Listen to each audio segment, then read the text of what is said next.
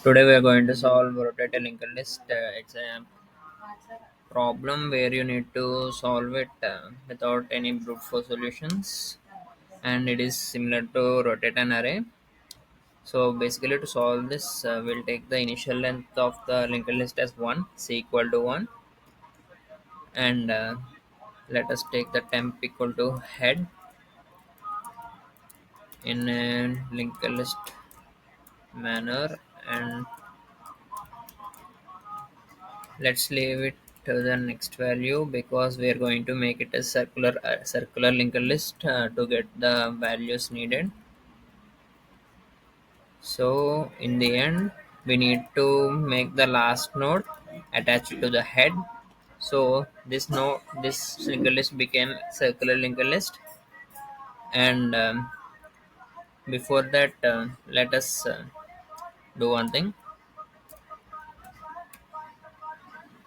We'll do mod with the length of the linked list, so that to avoid if the k is greater than the length of the linked list, we'll just go through the mod operations, and let us go through the k operations from the linked list, and every time we'll just do this temp equal to temp dot next, and to get the value from the rotated part, we'll just set the temp dot next to the new head, and let us break the circle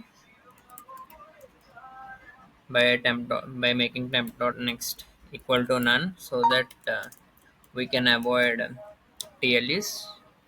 Let us return the new head and check if this works. So I think I need to replace it with C, and let us check if this works. It works for the initial case, and let us submit this.